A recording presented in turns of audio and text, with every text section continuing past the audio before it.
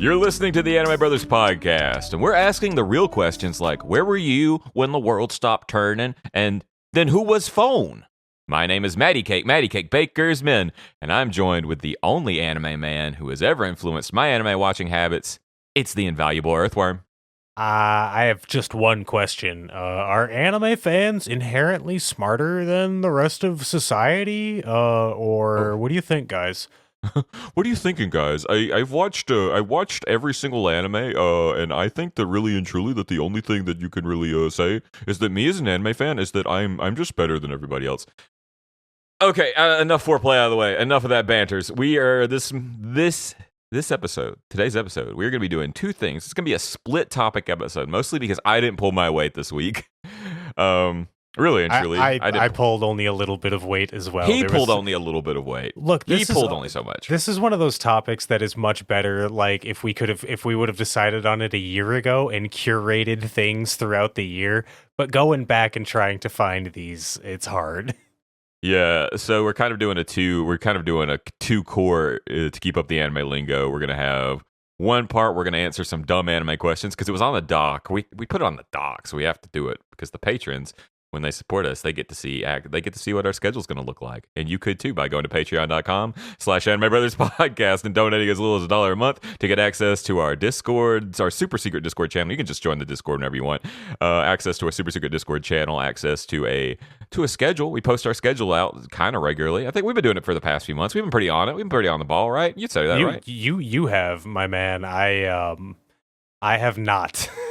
He hasn't. All the credit there. See, pulling weight, you're pulling the weight behind the scenes, buddy.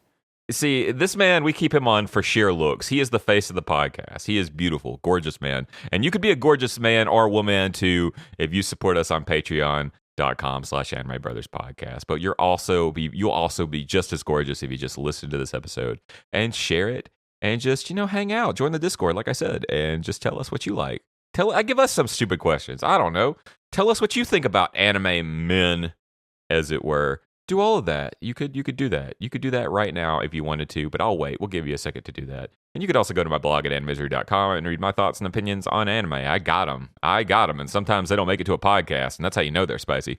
But yeah, it's a two-core episode where we do answering some dumb anime questions we both found on the internet. And we're also going to be having another little rant fest because a video by quote-unquote influencers and YouTubers, as they were, anime men, came out where they ranked the first episode of the most popular anime of each year from 1961 to 2025 and gave it a ranking. And I said, this has to be rage bait because this is some of the most dog shit opinions I've seen in a long time. So we're going to be talking about that. We're going to be talking about that, bouncing off, maybe talk about what anime tourism even is.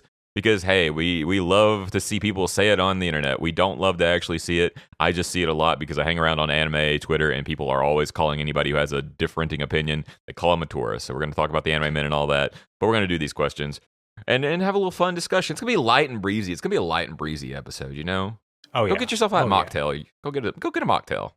Fuck. Go get a cocktail. Go get a cocktail. I don't care. Yeah. Whatever you want. Go buy a fucking rooster. Do whatever you want. I imagine a tailcock is similar to like one of those butt plugs with the tail attachments, but hey, whatever floats your boat, I've got a furry friend, and I don't think that's what they're called. But speaking of friends, we got a shout out to our newest patron, Jordan B. Wow. Newest patron actually joined, I think, shortly after the episode where Earthworm said, this isn't going to get us any new patrons, but whatever. And then we got a new patron. Yeah, they spited me. Well done, Jordan. Well done, Jordan. Touche. Hoisted Keep it by up, my Jordan. own petard. Yeah, and his petard is really tight, so he's been hoisted well. We also have a few Spotify comments to read off. You leave a comment on Spotify, we might read it off. Unless you ask us to make every single episode a Detective Conan episode, because what am I going to do with that? What does that mean? Why us? Where do you think we stand on Detective Conan? Why are we the platform for that? All right, it's not us, ain't us, Chief. This one comes from Hana on our Yu-Gi-Oh episode, Yu-Gi-Oh Nostalgia Party. They stated, also vouching for Earthworm to watch the summer Hikaru died. I'd love if you guys would do a full episode on it once it's fully done airing. Hana, I would love for us to do that too. Hana, the key is as you've heard earlier, you got to put it in the doc. So you got to get access to our Google Doc with the schedule on it. And if you put it there, I mean, I'll watch it. Yeah, I will. it's true. I will. It's just it is the prophecy that I must abide by. The problem is also that the Google Doc is also only controlled by 2 people, and one of them actually like we're in constant combat with each other. It's kind of it's Google Doc's kind of a no man's land, really. Yeah, it's like a Highlander situation every time it opens up. Yeah, we're gonna have a new Patreon tier where for $1,000 you get access to the doc. Yeah, you get access to the doc, and you also get a sword shipped to you. You will need it. Yeah, you will need it because we'll be coming back for that doc access. It's kind of like having the ultimate power. You get it, but then you also got to keep it, and that's the hard part. Anyways, thank you, Hana. Thank you for being a listener. Next up, we got a comment from Cream de Poof on our King of the Hill episode. Cream de Poof noted King of the Hill not enjoyer or non-watcher, but they said quite enjoyed this. Thanks. Thank you, Cream de Poof. And our last comment that we've got that we're going to read off is from Nugget Narrator VT Lover or V Lover. I don't know who typed this up. I did it. Why am I acting like I'm not responsible? And they say horse girls are for some reason super peak, super preaky. It's true. It's true. No one knows why. They don't. I think it's just because it's like a horse and it's a girl. 2 things that we are from a young age bred to enjoy. I don't mean bread in that way. That sounds kind of off-putting now that I've said that. He means bread in like the yeast way. Yeah, wait, hold on. That's worse. I'm saying women and horses are like yeast infections. In that they just happen and you enjoy them regardless. I've never had a yeast infection, so I don't know what it's like. One more announcement before we get into today's topic. 13 episodes until our big 300th episode, baby. It's and also be my 100th episode, so that's cool too. I'm pretty excited. Look at that. Hell yeah, dude. Look at that. I love how that lines up. It's weird how it works up. Really, it'll be fun. I think we're gonna do something special for it. We've been talking about it for the longest time about doing a speed run competition for Sonic Adventure 2. Oh, whoa! You want to put this back on the table? I'm putting it back on the table. I'm putting it on the table. Okay. All right. We need to put some guidelines down because, like, either we both have to play nothing but Sonic from here on out, or neither of us touch Sonic and we just go. Here's what I think we should do. All right. I'm going to lay this down on the podcast. Here's what we're going to do. Okay. This is my idea. You could reject it if you want to. Even cut this out. I don't know. Don't cut this out. It'll be fun. So I say we do this. Okay. We don't play Sonic Adventure 2. Neither one of us plays Sonic Adventure 2 until the day of the speedrun competition. All right. Okay. All right. And what I also say is that if possible, we do the big 300, right? And we just do the hero route, okay? All right? You feeling me? We do the hero route, and that counts for 1 point. And then at a later date, whenever we have another celebration, we do the dark route, and that counts for another point. And then we do the final route, all right? And that counts for another point. So it'll be a best 2 out of 3. Oh, man. Okay. All right. I've never played the final route. Ever. I didn't know it existed. Once I beat the story, both light and dark, I was like, no need to go back to story mode. Time to raise my Chow children. Oh man, that's gonna be the actual big tiebreaker then, because I could not play the last route in Sonic Adventure 2 because I was too bad at it. Oh man, shit. Okay. All right. Yeah. I think we should workshop it. I think we should kind of figure out like what how long an average, because we're not speedrunners, find out how long an average playthrough lasts. And I don't know, maybe depending on how we want to schedule it out, maybe we make a day of it. Maybe it's just a little afternoon, 4 hours. Maybe we sit there for 8 hours going, I fucking hate this game. I don't know. We will discuss it at a further point, but that sounds fun. I would like to do something maybe off pod, like you're saying, maybe a stream, something like that. Yeah, I think it'd be fun. I think streaming would be fun. I think it'd be fun to do that as a 300 episode thing. But I also, at the same time, understand that.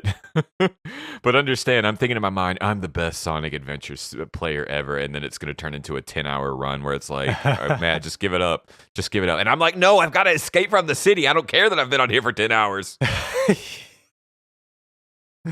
Shit, you can't get past the first level. I'm just going through that loop-de-loop like, how the fuck does this work, Sonic? I don't get it. All right, but that'll be a future episode. Look forward to it, or maybe we'll just we'll do something special for 300. We'll do something special. And speaking of things that are special, let's read off some questions that we found. Some dumb, stupid anime questions we found on the internet, like this one. We got 6. In a statement. All right. So This one comes from Earthworm. Earthworm has assembled these first 3 questions. All mine come from my anime list, by the way, within the past month. So keep that in mind. Okay. Well, the question that Earthworm has assembled for us is: are people who watch anime but don't learn Japanese stupid or lazy? Yeah, I remember reading into this is what inspired this topic, because we were coming up with the schedule. And I was reading through Mal forums, and I was like, "Yo, this is unhinged as fuck." But I remember they were just like, it was one of those things where it's like, yeah, if you have this much time to watch anime, why, you clearly have this much time to learn a new language. And it struck me as very elitist, and it was like, what the fuck, man? Like I feel like a lot of people, including me, who likes to dig into media, you know what I mean? I still watch anime for a bit of escapism. I still watch shit because I don't want to, learning Japanese is hard. Watching anime is easy. I mean, here's the thing. Here is the thing about watching anime subbed. You're not fully focused on what they're saying because you don't know what they're saying, So, like, how are you, like, here's the thing, full body immersion, if I just threw you into Japan, you are not going to come out of Japan in 6 months fluent in Japanese. You might have, akin to how some of my family members have a working literacy, and that they can read the words they need to, but they don't actually know how to read. You might have that, Yeah. But you're not gonna be fully immersed and know syntax and all that. You're just gonna be a parrot. No, and that's the thing. Like, I thought they were doing this whole, like, shouldn't you just absorb Japanese from watching it? But that's not what their statement was. It was like, you have the fucking time, but you're just sitting there watching anime. And I'm like, man, you are on the My Anime List forums. Like, wait, this is not the place. Yeah, what are you gonna get off? Have you learned Japanese from actually being immersed in anime? I'm sure there are people who've gotten a grasp of it, a better grasp. Yeah, but I don't think somebody on myanimelist.net is gonna be so sure that they can just say, they're just stupid or lazy. Like, holy shit, you obviously speak English. English to any Eastern language is gonna be a struggle. Yeah, come on, I think there are more people like you who probably wouldn't have taken the time to learn Japanese without the influence of anime. You know what I mean? So instead of being like, why doesn't everybody do this? Why not just appreciate that, hey, a lot more people in America know a little bit of Japanese or a lot of Japanese, and it's probably because they saw Pokemon as a kid. I mean, learning a language is a full-time effort if you want to actually do it. So don't this is a dumb question just because you're dumb lazy because you didn't learn Japanese. Like, okay, well, you go to Taco Bell a lot. Why don't you speak Spanish? Sit down, all right? What's up, my chalupas? What's up, my chalupas? That's what you see. I think that's what you get if you like try to speak Japanese from anime. It's like, Oni-chan, don't do that in public. What the fuck is wrong with you? Yo, where all the bad gorditas at? They're like, sir, this is a KFC. Get the fuck out. You can pick up some bad habits, much like learning Spanish from Taco Bell. Yeah, some of you eat at KFC a lot. Why don't you speak my language? I don't hear y'all. Any person who puts a y'all, who puts the apostrophe between the A and YALL for y'all. Come on, dude. Don't do that. Don't do that. You're hurting my culture. All right, good question. Next up that Earthworm has assembled is: are isekai protagonists technically immigrants? This is actually like I didn't even open this one because I wasn't sure if I was ready for the discourse. Some of the other discourse I had seen was surprisingly right wing. Me and Matt had this conversation. I shouldn't be surprised. I was either way. I was like, I don't know if I want to hop into that one, but I don't know that it's like a terrible like read. You know what I mean? I don't know that it's come up. I don't watch a lot of isekai. I don't know that it's necessarily come up as like, hey, he's different. But that would, you know what, man? Like, I would watch an isekai where a dude like goes to another world and immediately gets picked up by some sort of border patrol. Like, I can imagine that, that's some substance we can work with for like something new. Hmm. That they'd make it a harem though, and that would really kind of muddy up the message. The worst thing is that he would get isekai into America, and then he'd promptly be seized by ICE. Dude, reverse isekai. Actually, like for real, if we're gonna take like a parody approach, to add some humor to this fucking horrific thing we got going on, I can think of a lot worse ways to do it other than reverse isekai, where like fantasy dude goes to America and gets fucking immediately taken down by ICE and is like, well, gentlemen, please, I am a knight of great honor and value. And they're like, shut up, buddy. You're going back to where you came from. And he's like, I'm trying, my good man. But you see, it is not this Guatemala you speak of. Whatever, Sir, pal. Your electricity magic is stinging me. Please stop. Please stop. Your taser magic is just too inconvenient for my skin, sir. He gets tased and he's like, low-level electric magic, I see. Oh man, I like this idea. I like this concept, because it's like the devil is a part-timer. He gets to go back and work at McDonald's in Japan. What if dude gets to work at a McDonald's in America? The story would go so different. Oh yeah. And not in a fun way way. Different. Yeah, no, that's like dude has mental health crisis within like a week type stuff, It's not good. Dude's like, I don't have enough gold to afford the water for my village. Oh, yeah. No, anime studios who I know listen. $75. The idea is yours. Actually, I think of the higher deal. $125. And I want a coupon for Sears. You got it, pal. You got it, pal. No problem. I want the latest Sears catalog right on my door. Buddy, I used to work there. I'll get you the employee discount. Ooh, is it like the employee discount or the employee discount? Where you just take something out the door? Not at Sears. God, I still have to tell that. I still have to tell my extortion story someday. I don't know. Patrons, 17 more patrons and we'll get it done. I don't know. I gotta tell you, folks, it's worth it. It's worth it because some of the stories that Worm will tell you about his working experience will make you just go, "Damn, dude, what's going on, Boardwalk Empire? What you doing over there?" Man's gotta eat, Matt. Man's gotta eat. Okay, and speaking of eating, this is your other question. Do you think people should have only one character they call waifu? Or are we practicing monogamy and waifuism?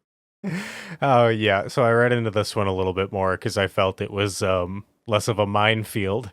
And yeah, it really struck me as, and there's a reason I'm not putting any usernames behind this because I don't want anybody to like feel bad necessarily or get clowned on.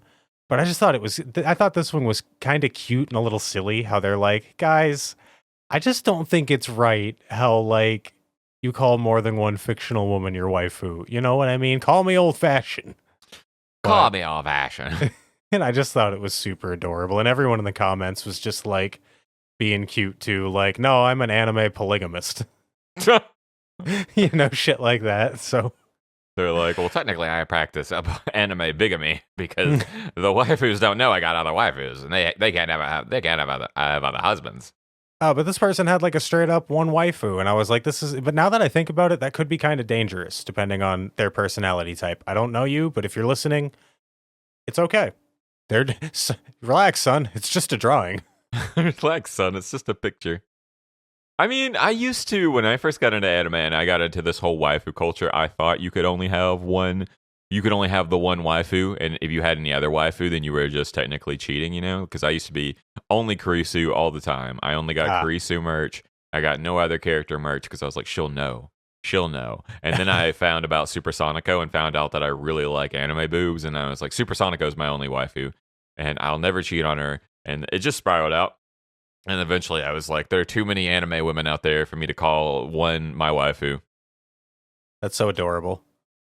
I was. Early on, I really was just... Gosh, I've told this cringe story before. You know what? It's not cringe. It's not a cringe story. I kill the part of me that cringes. that I used to that when I used to go to the gym, like when I first got out of high school, I really didn't want to work out. I was kind of like vastly overweight. Now right now I'm just kind of overweight. I'm overweight, just flat overweight. I do an anime podcast. What do you expect from me? And I'd have her set as my background. I don't squint your eyes at me. You're a gorgeous man. You're so thin. You need to eat more. You need to eat more, worm. I know, but I don't think I have a tough time being like, oh, you're not, because like people get mad at me when I mention anything about weight because I am malnourished and dying. I carry my weight well because I'm tall. That's what my ex told me. I hide it well. Anyways, my point being, You're trying to get to the point of my story was that I used to put Creaser as my phone's wallpaper when I was doing my stuff on the treadmill. So whenever I felt like I wanted to quit, I'd look at her and I'd be like, she wants you to be healthy. And I'm like, hell yeah, she wants me to be healthy. See, that's the healthy way to have a waifu. Yeah. You know what I mean? I think the unhealthy way is to go like, well, granted, I'm not opposed to shooting Ronald Reagan, but the guy who shot Ronald Reagan because of like Jodie Foster or whatever, like that's what I worry about. When I see this, you can go one of two ways: mild self-improvement or shooting Ronald Reagan.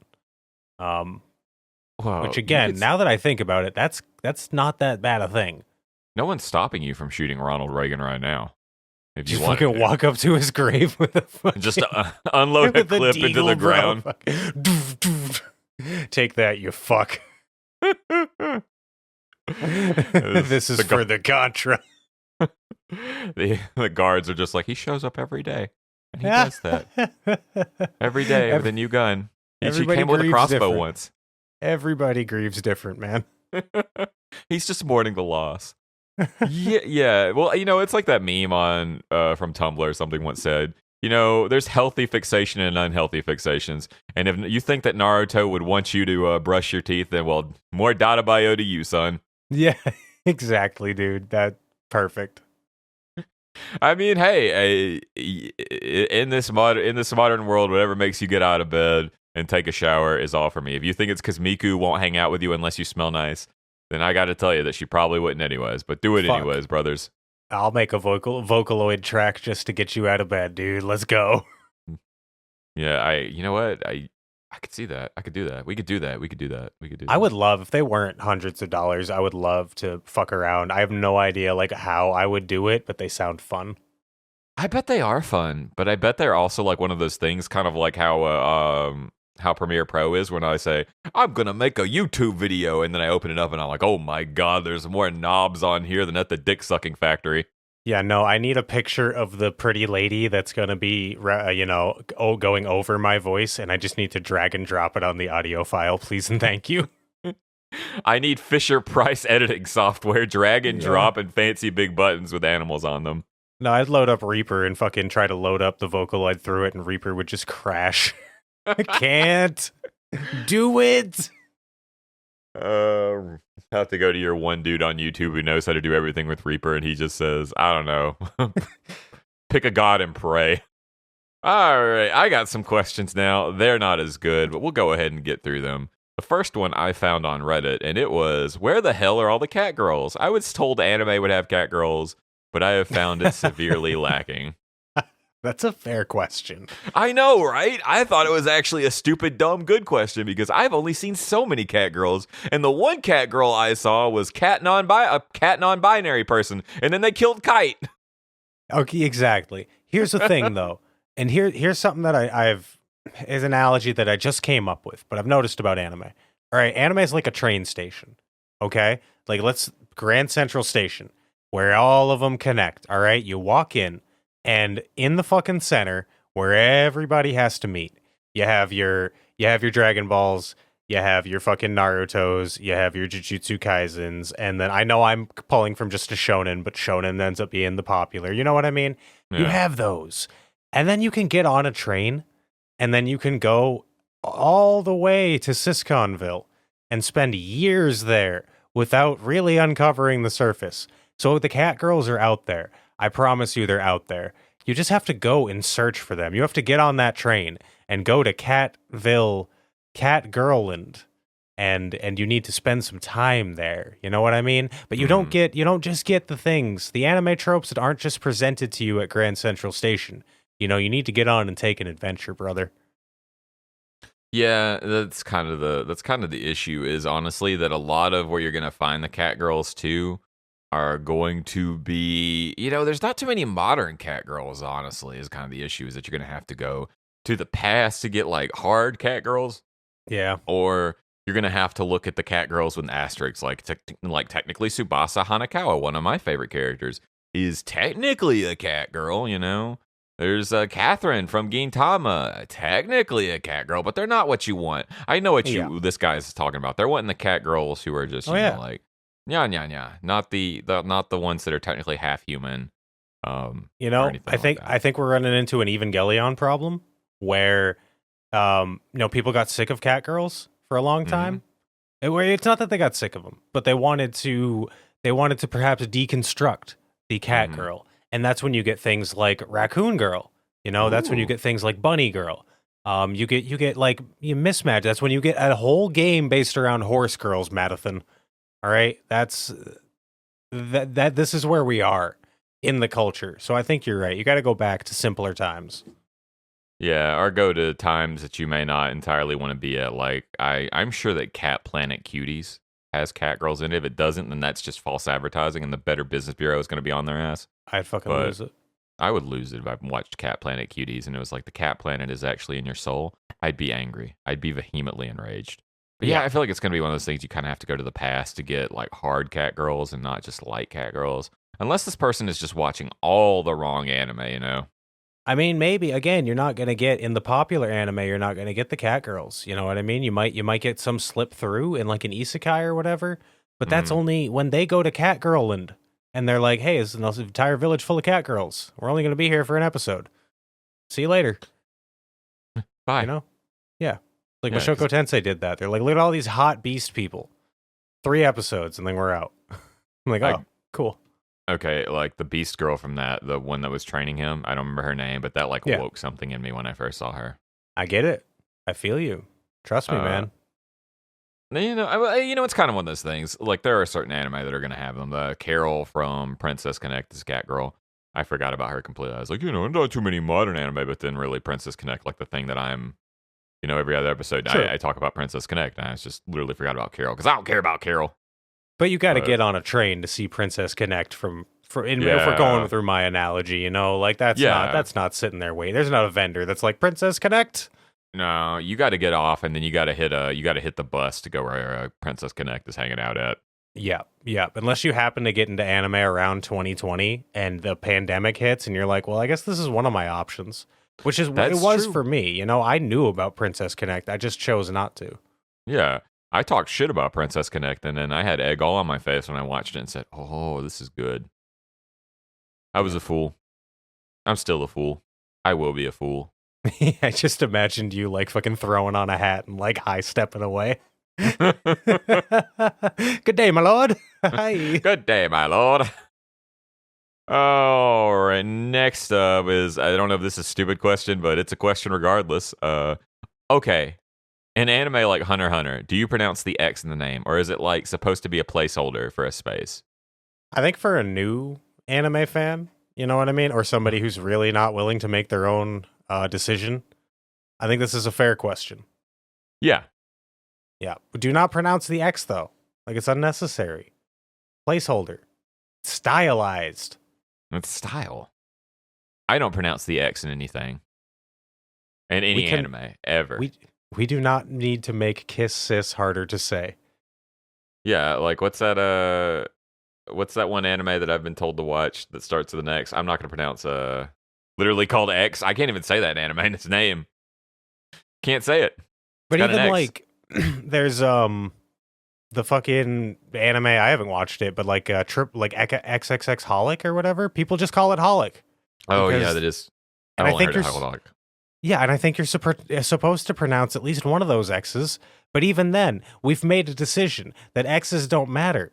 Okay? Xenoblade, more like Enoblade. Next question.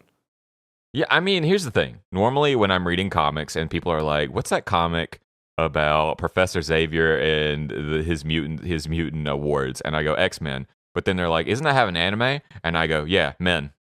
Yeah, Dash Men. Yeah, dash men. Hyphen men. Hyphen men. You just don't pronounce the X in any anime ever. I don't care I don't care where the X is. All right. Like if you're watching Hex Children, it's just he children. All right. To be hero space. To be hero space. Any X, I swear you cannot say the X, okay? This is a rule. This is a rule we're establishing on the Anime Brothers right now. Yeah, and honestly, any cartoons, any country of origin. Mm-hmm. Owlin Showdown. helpful foe Senko-san. We did just no X's. Just no X's. Hard rule. Rule. Nope. No. And, if you're in a relationship right now, sorry, pal. If you're not happy because you're stuck there, no X's. No X's. You got to commit. Unfortunately, I don't make the rules. I just cruelly enforce them to the point of just being a political problem. You can't say fascism anymore because they won't let you. That's the thing, man. Like, you used to be able to be like, haha, Nazi, and you could say soup Nazi, and it wasn't bad. And then the Nazis came back and were like, all right, I guess we got to stop. And now the fascists are back in all shapes and sizes. It's not even fun to say that anymore. Anyways, but I'm going to be a fascist about this. No X is anime. Go watch some Megalobo. Yeah, good call. Fuck. Holy fucking shit. Good comedy is waiting for the bit to pay off. Wow, dude. I was like, we're moving on. Yeah, you were, but I was like, I got one more in the chamber. Oh, shit. Oh, man, it's good when we're both manic. All right. I got two more questions. Okay. The last one I saw as we were talking in the preamble, and it is just why Mugi stole Mio's strawberry. Why? It's so that's so funny. This is the pronunciation. Why Mugi stole Mio's strawberry, and I'm just like, because Mugi is an agent of the Satan. Because Mugi likes strawberry. What do you want me to say? Because Mugi, have you seen the eyebrows on Mugi? That's not a sane person's eyebrows.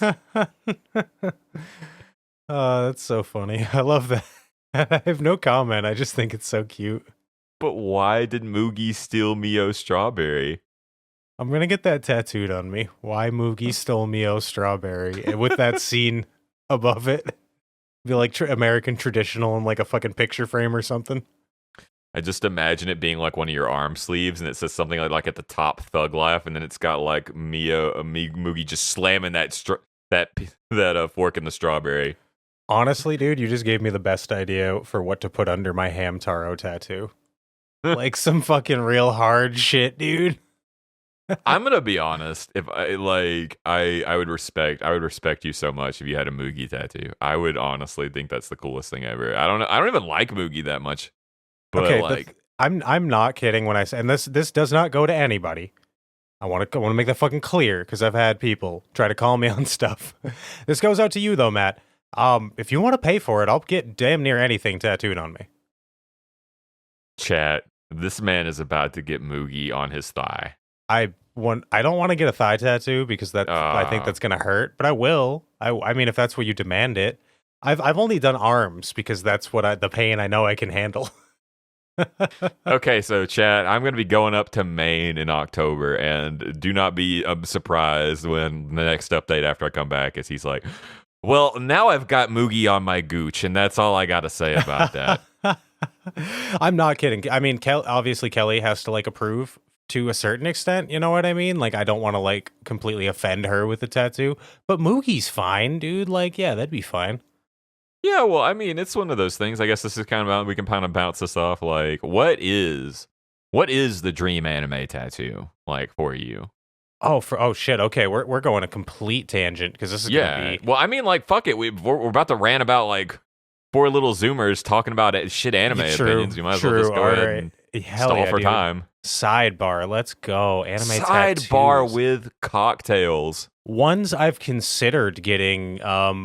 The one I was closest to getting before they were like, it's going to be over $400 was I was going to get the Yu Yu Hakusho logo. The Japanese fucking box text that's like on fire or whatever. Yeah. I was going to get that at a tattoo convention, but that was straight up convention pricing. I don't know. I think about it a lot. I really do. I think I would like tattoos that are more of a whimsical nature rather than it's hard for me to like encapsulate from Evangelion why I love it so much, you know? There's not like one single image that encapsulates the fucking Freudian philosophy that broke my brain. But with like JoJo's Bizarre Adventure, if I were to get like the ladybug brooch tattooed on me that Giorno wears, that would be enough for me to be like that encapsulates like, all right, yeah, that's part 5. Like that's the joy and the love that I feel for JoJo's Bizarre Adventure. It's a symbol. I don't want like the nerve symbol on me though. They were the bad guys, Matt. And unless you really like, you know, I actually don't know who the bad guys were in Evangelion, but it wasn't my boy Shinji and his girls. So like, I don't know. It wasn't Kaoru. Kaoru was kind of a bad guy. There's a lot to talk about here. What about you? I know you're not a tattoo guy, but like hypothetically, let's say you could just peel the tattoo off whenever you got scared. And it didn't hurt at all. What would you get? That's a good question. I'm also kind of the person of whimsicality, so I would want something stupid and dumb that was also kind of fun for me. So just off the top of my head, Pero Pero. Yes. I'll just have Pero Pero on my arm because now Pero Pero has become on multiple social media outlets. That's become my profile pic because I just love the stupid little guy. Yep.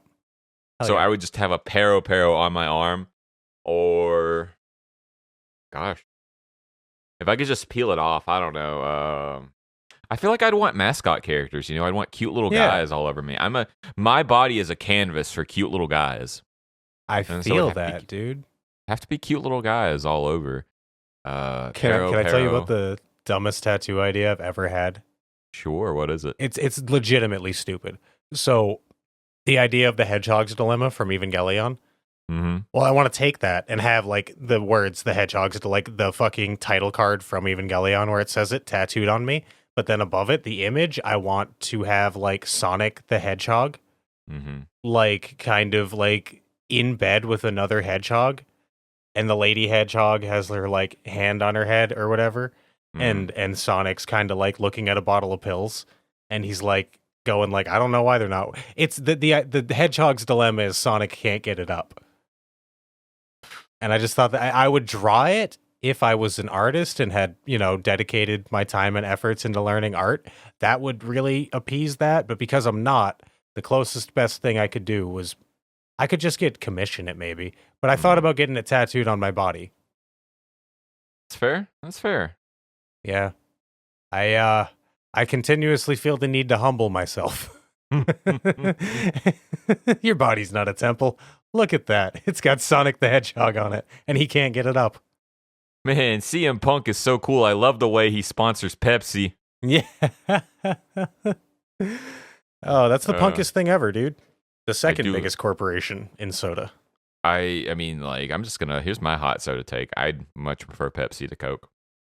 I used to be that way, man. And I'm not that way anymore. What happened? What changed? I don't know. You know what? Is fountain Cokes at the McDonald's. You drink enough of those and you're like, Pepsi tastes weird. That's fair.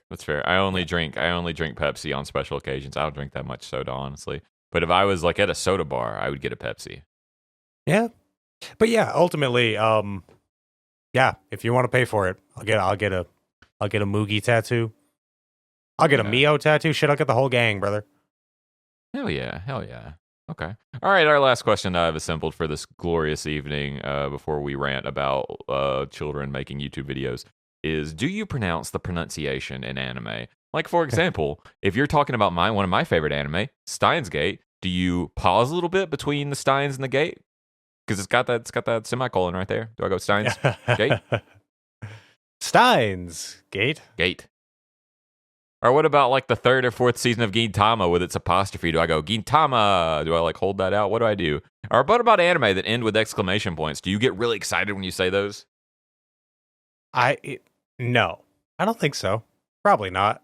It would be funny though. I think it would be very funny if humans spoke like that, like took pronunciation. Like it's not the same thing, but my maternal grandfather, Mm-hmm. his like second one of his wives after my grandmother, she came up and she kept calling it U.S. Route 1 every single time. Like it was never just Route 1, it was U.S. Route 1, and I thought that was silly. So I think it'd come off a lot like that.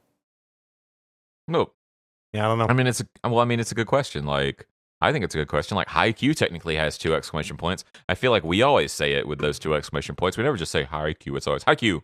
Hey, Q. So yeah, maybe innately we put the exclamation points there ourselves. You know, it's Yuri on ice, not Yuri on ice.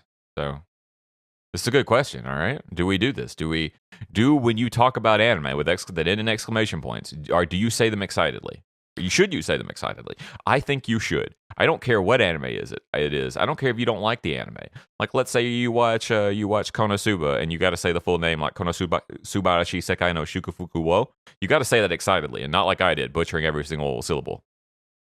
No, I want to take it a step further. I think we should add pronunciation that's not there. So, like, for example, a place further than the universe. You know, why not? I think we could really mix it up. Yeah, thank you for joining me as guest host this episode, Mr. Shatner. It's been a pleasant time to be with you. A place further than I'm universe. a rocket man. Rocket man.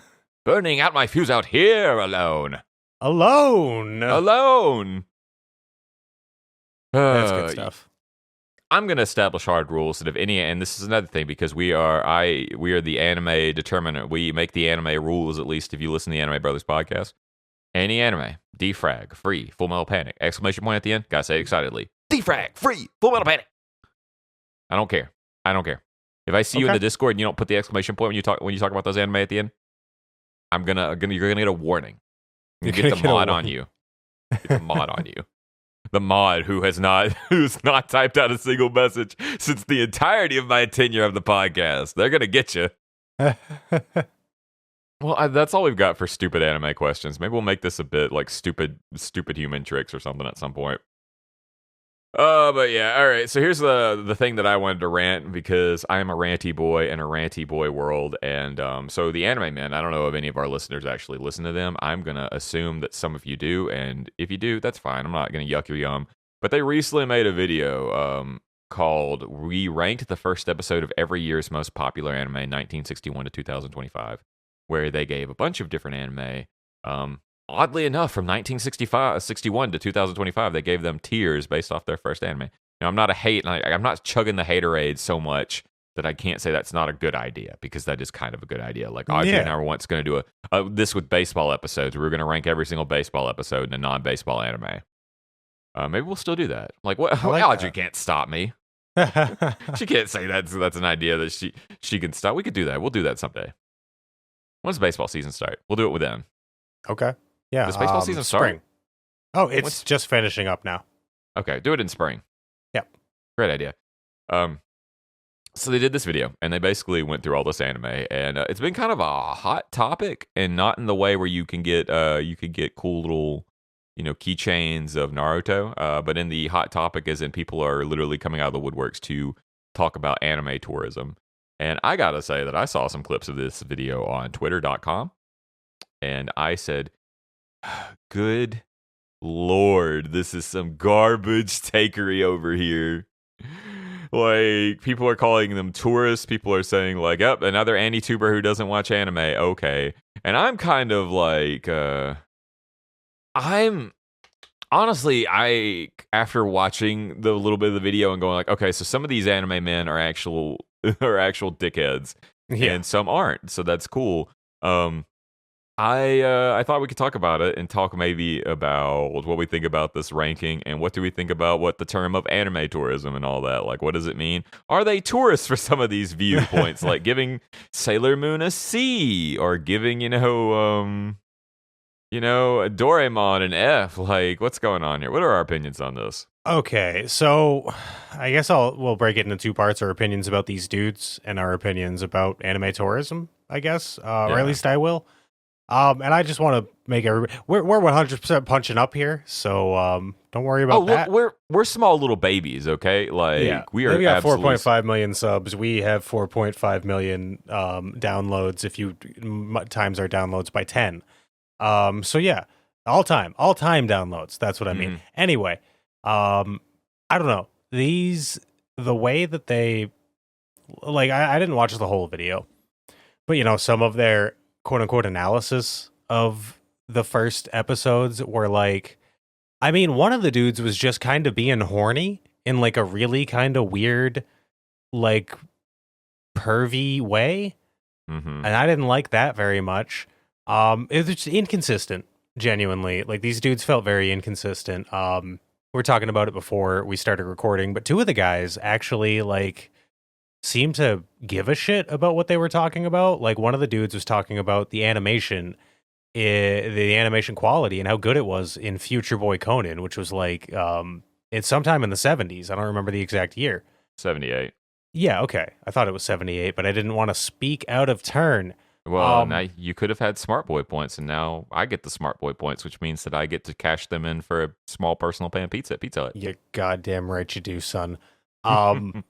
So it was interesting. I mean, what I'm getting at is like, I don't think an anime tourist, quote unquote, or somebody, I don't think the other guys that were in the video, the other group of dudes would have watched Future Boy Conan and been able to be like, wow, the animation's good.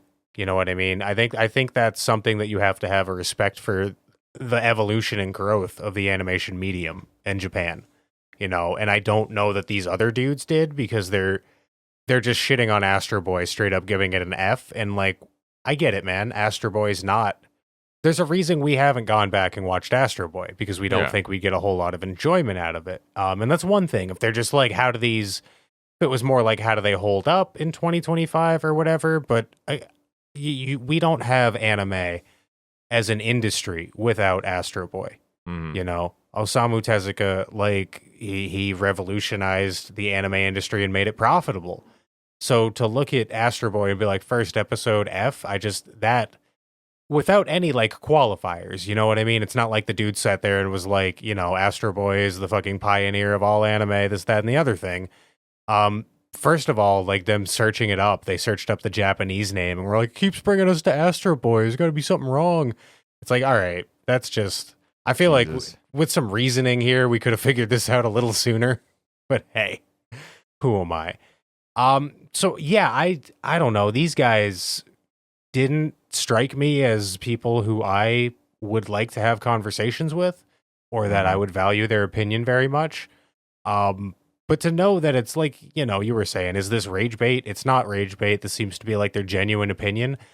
I don't know, man. Like, that kind of sucks that 4.5 million people, give or take, are like, hey, these guys are cool, when they're just fucking sitting there being like, oh, what I liked about Evangelion's first episode was Masato. She's so bad. Like leaning back. Like doing the dude bro lean back in his chair, like with the fucking man spread, almost as if to like signal his penis is waiting. Like it's a vibe that I've seen dudes give at parties that are just like shitty dudes. And it's like, all right, man, I don't know. I'm not fucking down for it though. You can have the talking stick now before we get on to like Anime Tourist. Well, you bring up a good point about this whole thing, and it's kind of one of the things that I thought we'd make an episode out of this eventually, because there is what I would consider like, there's obviously anime influencers out there, like AniTubers, people who like have that weight of opinion to where they can change people's viewpoints, and where they just talk about anime in ways to where it becomes the top of personal people's personal thoughts. Like take Super Eye Patch Wolf. Not really an AniTuber anymore, but was an AniTuber to a degree at some point, and one of the few that I actually respected. Their words carry a lot of weight where you think about it and you go like, okay, so they bring up some good points, and that's cool. You do. You know what? I think I will watch Hunter x Hunter. You bring up a good point. This is why I should watch Hunter x Hunter. And then you've got people who I slowly grew to just think like, oh, this is just content. This is just content to seek out content. Like, no hate, again, not yucking your yum. Gigguk. I used to really like Gigguk, but then eventually there crossed a threshold where I was kind of like, I think Gigguk is just posting to post. And I don't think I agree with a lot of it. And I don't think that a lot of it has kind of the weight that I would think indicates someone who's actually thought through their words, you know, if that makes any sense. Like, obviously, Giga, a very well-educated man. Like, I think they're, like, got a degree in engineering or architecture, something like that. Like, an odd degree to be making videos about, you know, Ero Manga Sensei. But then this anime man thing brings up this is so weird. This is so weird that this is the kind of content that I'm seeing coming out where it's people who watch the first episode of these shows, and half of it they're on their phone, and then they come out of it going like, "Oh, bro, this is A tier show." Like, for example, I love JJK. This is a noted fact about me. You listen to this, I like JJK. I do not think the first episode is S tier. I think it is not a great episode, honestly. I think it's a lot of just what's going on. You know, and anime does that. It baits you with intrigue to get you to where you want to go, so you'll stay and you'll watch the next few episodes. And I'm just curious why some of these shows get the rankings they do, because obviously it's a different group of people ranking different groups of anime, and it kind of shows because it's so inconsistent in their rankings. And I hate this video. I really do hate this video because it made me literally sit there and go like, you know what? And maybe anime tourism is fucking real. Yeah, and this is interesting because I wasn't privy to this video until you told me about it yesterday, I think. So while I was searching for anime questions, you know, the Unhinged anime questions, I saw a lot of questions on Mal, especially on the front page of the forums, talking about anime tourism and talking about anime YouTubers and stuff. And I guess I understand why. Like you said, this has people coming out of the woodwork to talk about it. And I'm sure this is what the anime man wanted. You know what I mean? They seem like the kind of guys who think that all press is good press. Yeah. And they would rather kick up controversy to get some, you know, maybe another million subs, even if they seem to old heads in their 30s like us to be douchebags. You know, they're fucking early. They look like the early 20s, fucking maybe. You know what I mean? They don't give a fuck about what we think. But for me, it was like the general disrespect for the medium, and I brought it up with like Astro Boy or whatever. But like the couple anime that were from like 61 and 62, they were just absolutely clowning on them, and that frustrated me because again, like I get it, man. It's not Demon Slayer, but to get to Demon Slayer, do you not understand how like you had to be here, you know? And you know, keep in mind this is a war-torn country, not fucking 20 years ago. And this is an industry of entertainment, not exactly the highest threshold for a country trying to rebuild itself type stuff. I don't know. Yeah. That was what was frustrating to me. And like, I guess to get on the anime tourism thing, I have no problem with someone coming in to our if you want to call it, fucking little subgenre and being like, hey, I only want to watch the popular stuff that's on Netflix or whatever. Fine. Dude, that's fine. I'm not going to call you a fucking anime tourist until you have that level of knowledge and subsequently that level of ignorance. And then you start coming in and really talking like you know stuff on a platform. You know, I've gotten into plenty of things where I come in and I have some predisposed notions, but not being willing to at least like kind of, these guys didn't seem like the type that were willing to learn. You know what I mean?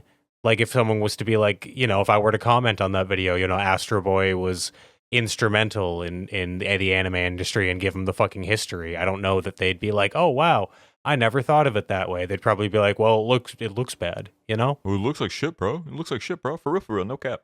So like anime tourist, I don't like the term because it's just another fucking gatekeepery term. But yeah, if you're gonna fucking walk in to a fucking place that you just, you know, walk into a subculture that you've just kind of started to experience and start to like throw weight around and stuff, then that's frustrating. But I don't know if these guys seem so much like tourists and just kind of like douchebags, to be completely Yeah. honest.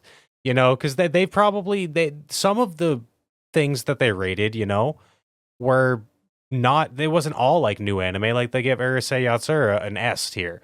But I also think that's because they were just horny douchebags and Lum was jumping around being an alien half naked. We all appreciate that, but Oh goddamn, yeah. brother. Well, the term anime tourism and anime tourist in particular has always been something that's kind of aggravated me because I don't want to gatekeep. I don't want to say you can't.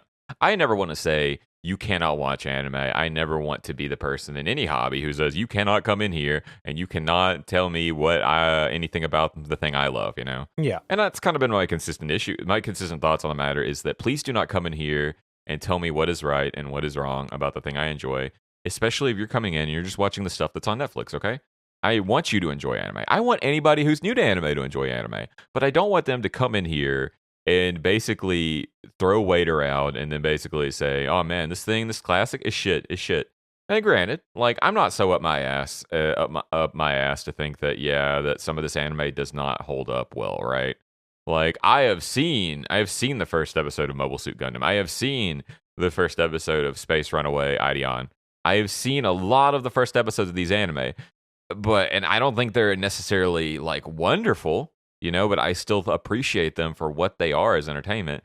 And I think a lot of the things that kind of irked people about this entire video was the whole Dragon Ball thing, where one of them was like, "Yo, Goku's got a tail." Like, what do you mean Goku's got a tail? Yeah, like this is one of those guys. It's like, what do you mean that Dragon Ball Z has a prequel? What do you mean? Who's the pig, dude? Who's the floating cat, dude? Yeah. Like that's the thing that would like make me tear my hair out, like make me rip my eyeballs from their eye sockets and eat them because Jesus Christ. And then at the same time, you got them like giving Nadia an A tier for the first episode, which made me go, A tier for Nadia's first episode, huh? That would not be my score. So this is kind of weird.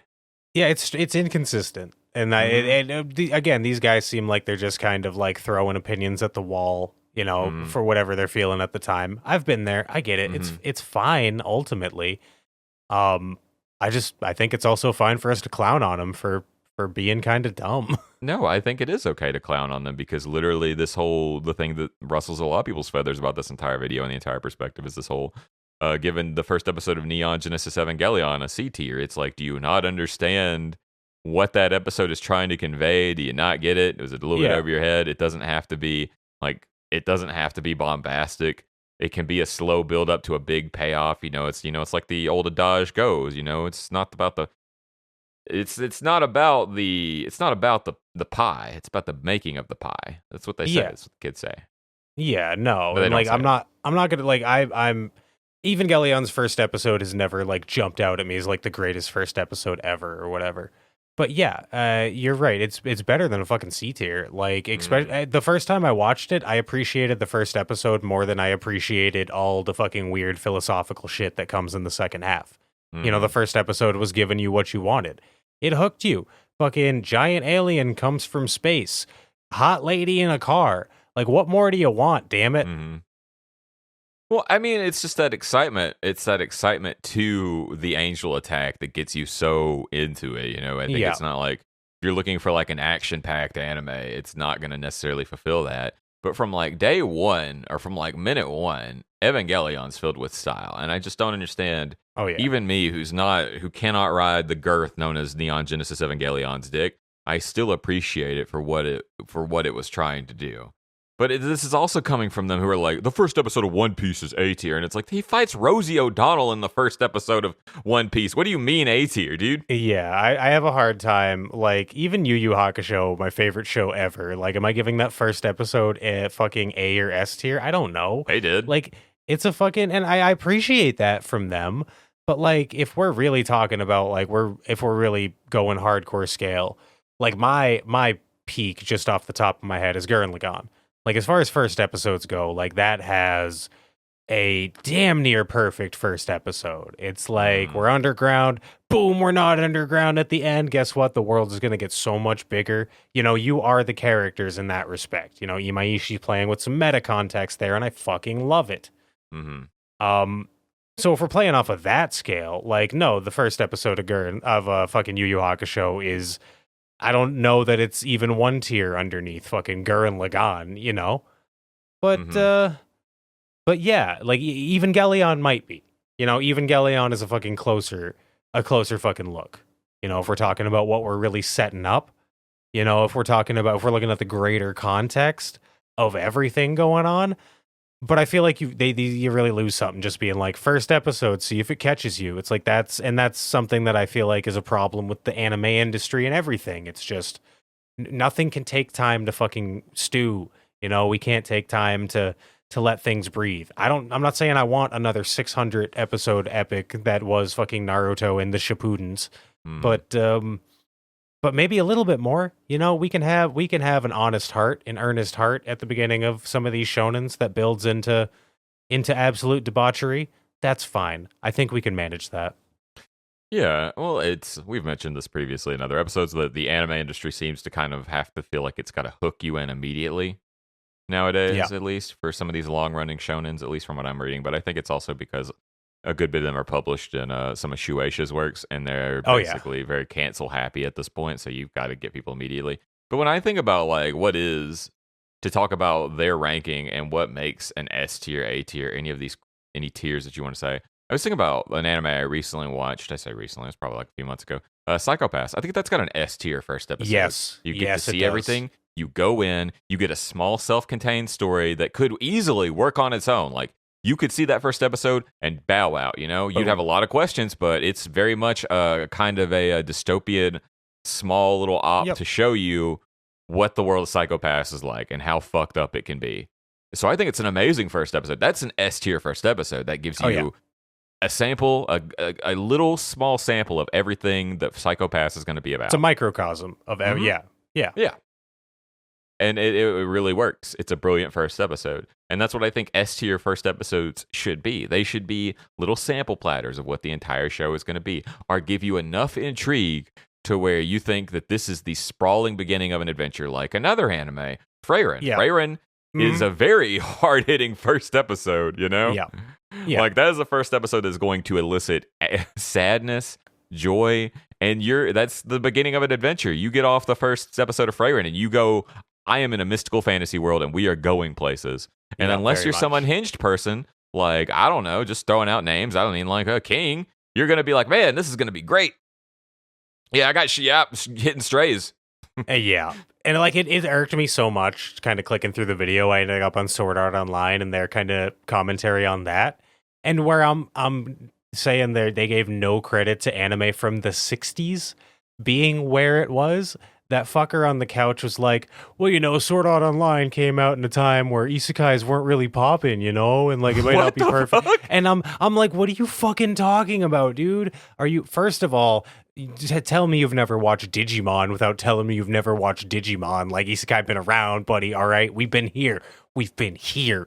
But second off, like, you're gonna give Sword Art Online the benefit of the doubt for its time period and its fucking impact on the culture, but you're gonna look at Astro Boy and be like, nah, fam, this shit's garbage. F tier. I don't even care if it was the same group of guys. I couldn't really tell which group was doing what. Y'all are represented on the same goddamn YouTube channel. So like, I mean, I'd tell the blonde guy and the fucking Asian kid with the glasses, like, hey man, you guys are better than this. I think you can do something else.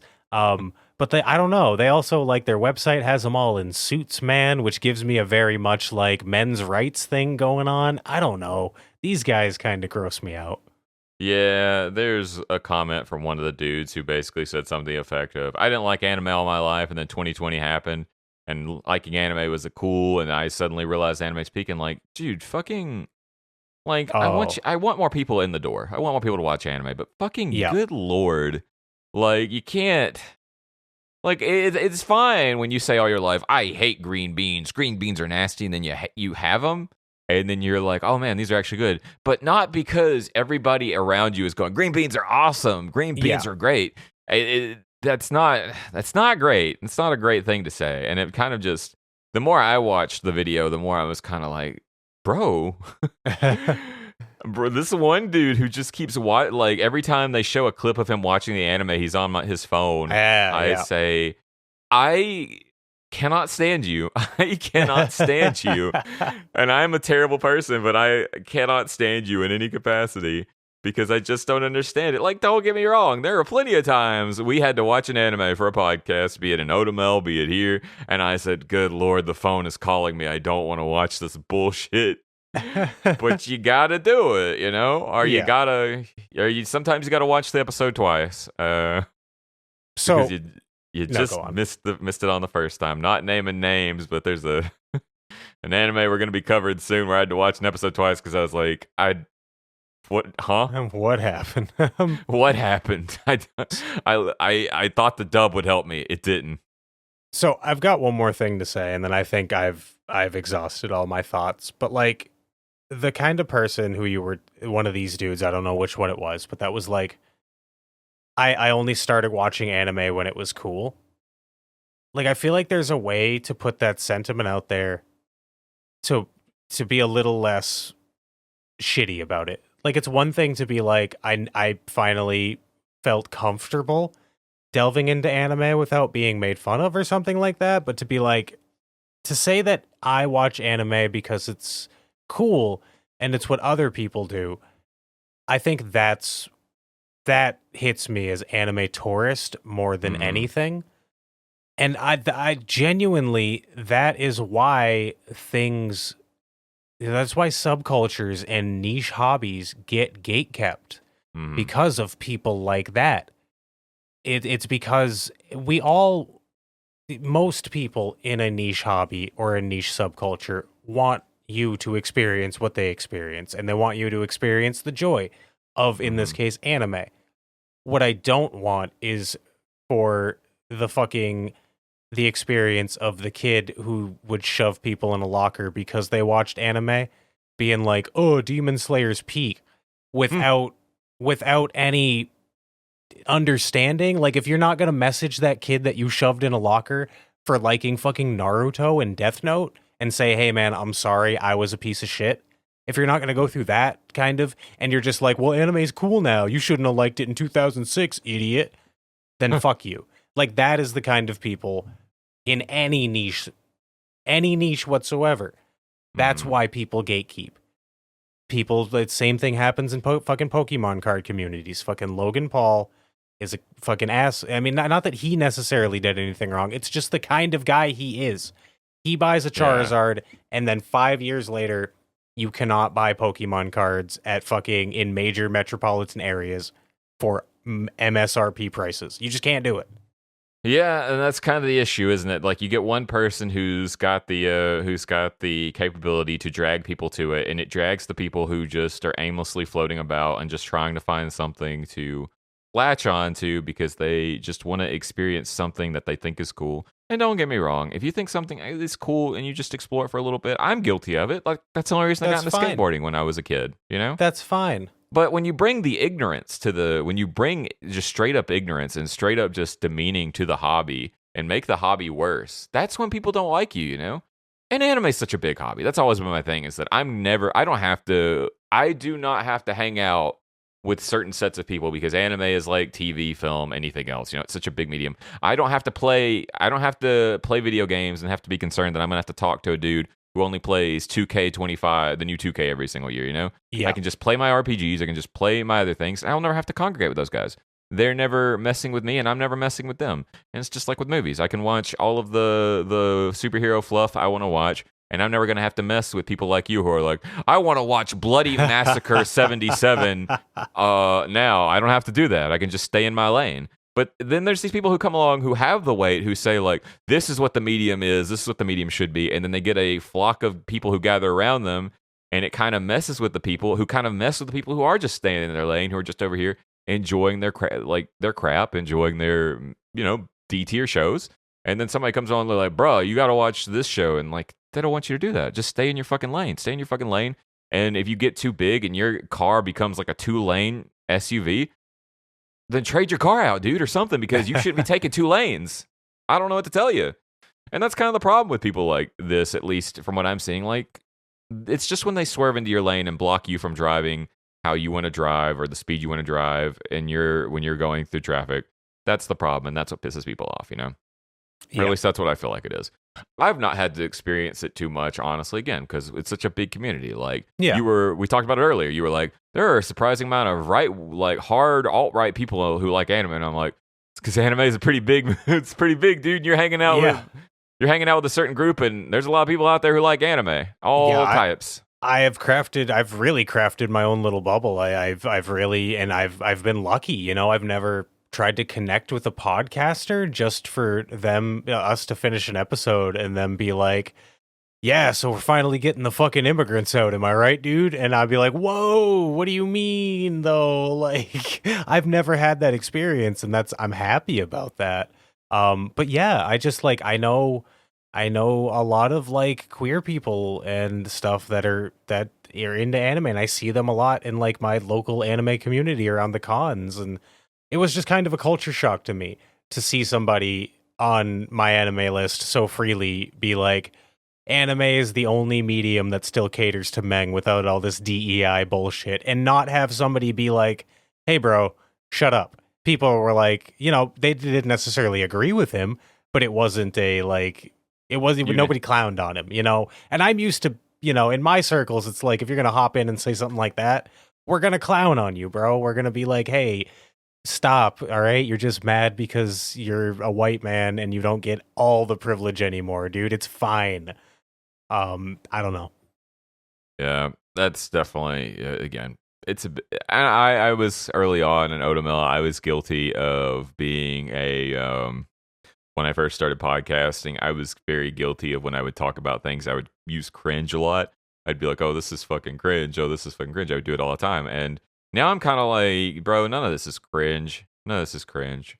Kill the part of you that cringes, not the cringe itself. I try really hard, buddy, but that part of me will not die. I do it. I've over the years, I've just gradually said, it's who I am. It's nothing I can do about it. So people come up to me and they're like, what are you playing? I'm like, Uma Musume. And you swear you race horse girls. And they're like, thanks, buddy. Fair enough. It's all I got for them. That's all I got for them. All I got for anybody is to be me. And what I got to say is that when we got quote unquote influencers coming around who are just like giving these dog shit opinions, it makes me want to hop on my soapbox and say, stop being fucking stupid. I don't know though. I don't know. I probably honestly wouldn't enjoy watching the first episode. Of Astro Boy, but that's neither here nor there. I did watch the first few episodes of Osamatsu-kun when I got into Osamatsu-san. I didn't think it was F tier, but you know, that's just me. That's just Matt. Yeah. That's Matt's. Yeah, I don't know. Comparing fucking 80 years of a medium, not 80, 60 years of a medium. That's, bro, you know, there's gonna be some like some disparity there. I don't know that we can compare Demon Slayer to Astro Boy, and I think that's okay. Here's what I'm gonna do.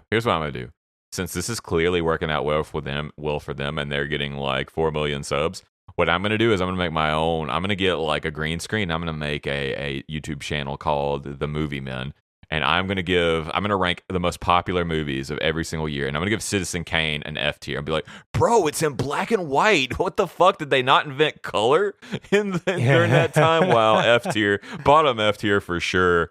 No, here's what you got to name it. You got to name it the Cinema Men if you really want to make people mad and sound like Cinema Men's. Yeah, I'll be like, Casablanca, dude, it's so weird, bro. Why? It's like, dude, hey, black and white again. In the words of a day to remember, Casablanca sucked anyway. Here's looking at you, kid. Play it again. I forget that. Anyways. I am not a cinema guy. I watch cartoons and cartoon accessories. Why yes, my bed sheets do have Spider-Man on them. I had to fight Kiri for them, but they do have Spider-Man on them. Good for you, man. Yeah, there's some days, am I right, fellow men? There's some days you've just got to stand up to your woman and be like, Spider-Man's got to be on the bed sheets, babe, or you're getting none of this hot-ass dick. This whole 2 inches, you're missing out, bro. Am I right, fellow men? If you high-five me. Yeah. Yeah, that's I right. have Anyways, the nads. I have the Do these mean nothing to you? The nads of Oh, truth, the man. nads It's of like our truth. talking stick. It's really no different. It really is. The talking stick is sacred. That's why we're. That's why when somebody comes on, they break the talking stick rules. It's kind of like a Excuse earthworm. me. Earthworm had its talking stick. This is how we do things.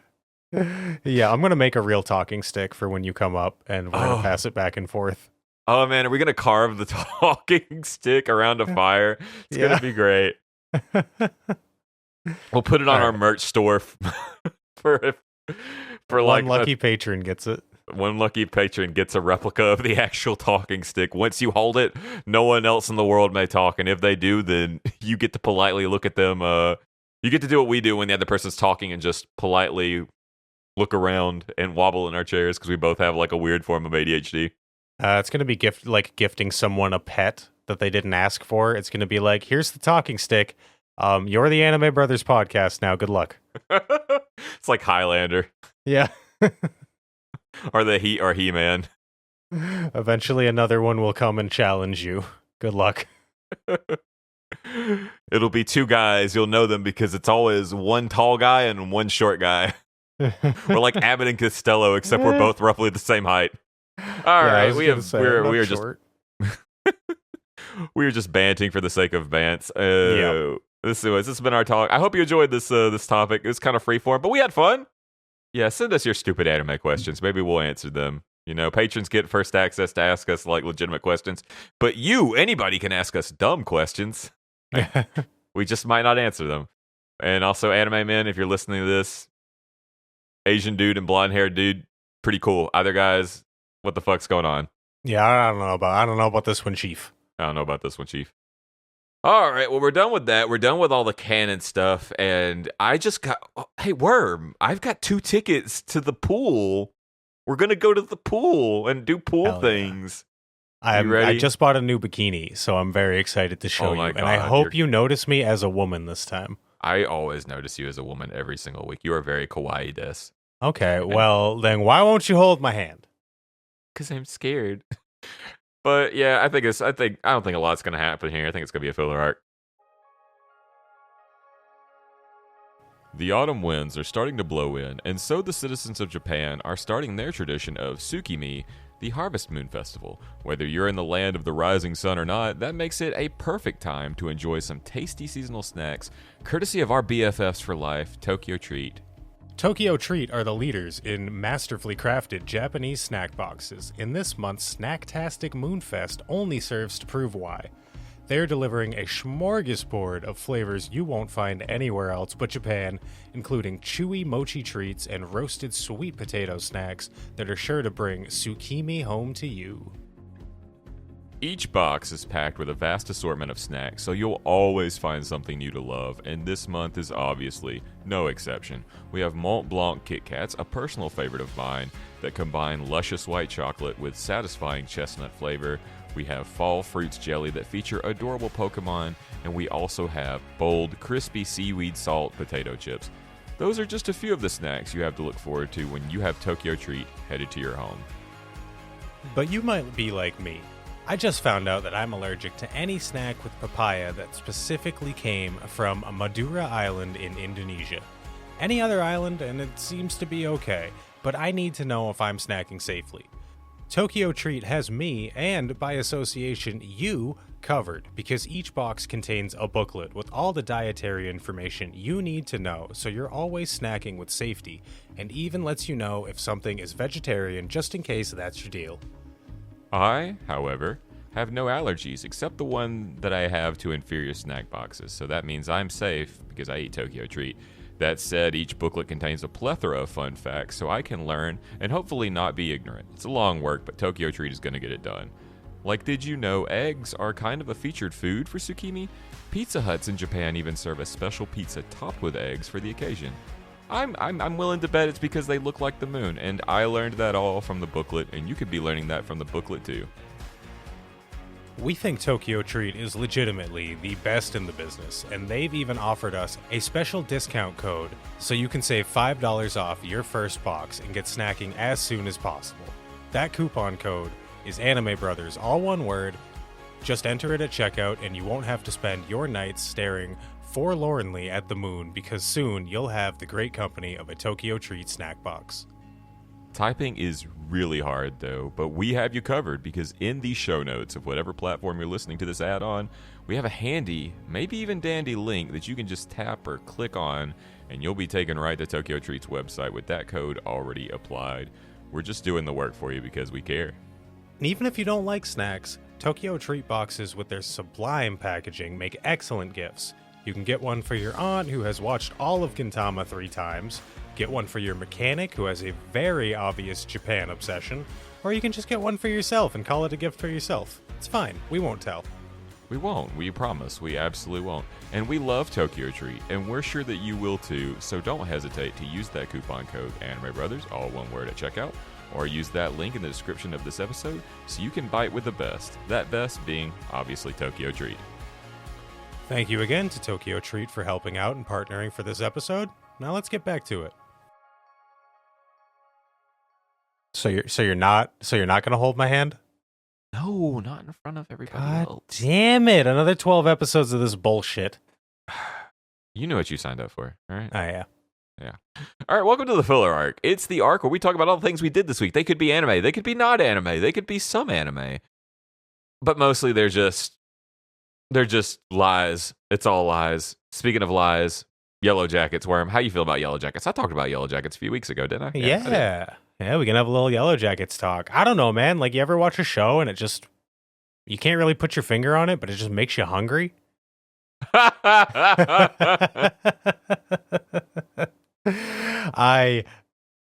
are going to be some, I'm going to try to keep them no context.